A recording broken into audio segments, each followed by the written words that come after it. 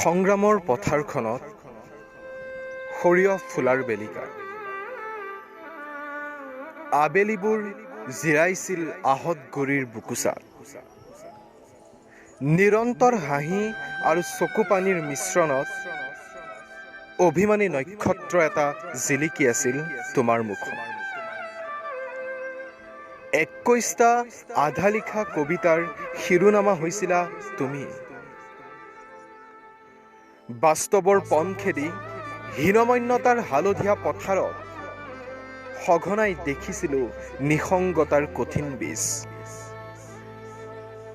তুমিয়েতো মোক শিকাইছিলা পুখুৰী আৰু দমকলত গা ধোৱা মানুহে নদীৰ লগত প্ৰেম কৰে, অস্তগামী সূৰুজৰ সৈতে অস্বাভাৱিক বন্ধুত্ব কৰে।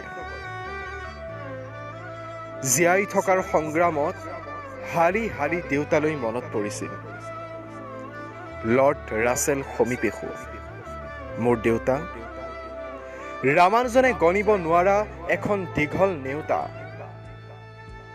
দেউতাও চিৰিয়াখানাৰ চৰাইটোলৈ পাৰৰ পাখিত পইচা আৰু নপঠাবি। সি আজি সপোন দেখি দেখি ভাগৰি গৈছে। আশাৰ পৃথিৱীখন যে মাছ নথকা পুখুৰীটোৰ দৰে পানী সিঁচোতেই ভাগৰ লাগি যায়।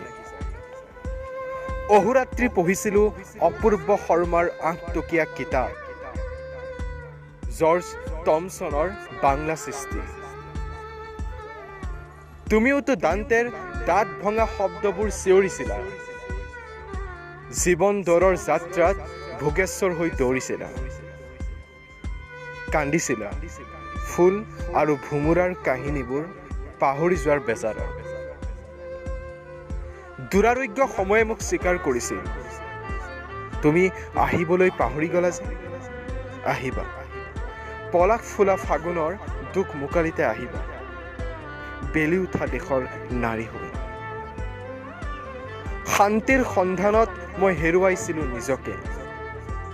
জাতিংগালৈ যাব খোজা প্ৰেমিক চৰাইটি আলিংগন বিচাৰি উভতি আহিছিল।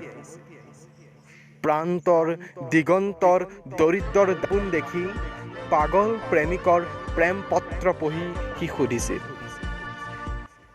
জহন্নামলৈ যোৱা ৰাস্তা এটা ধৰাই দিব পাৰিবা নেকি?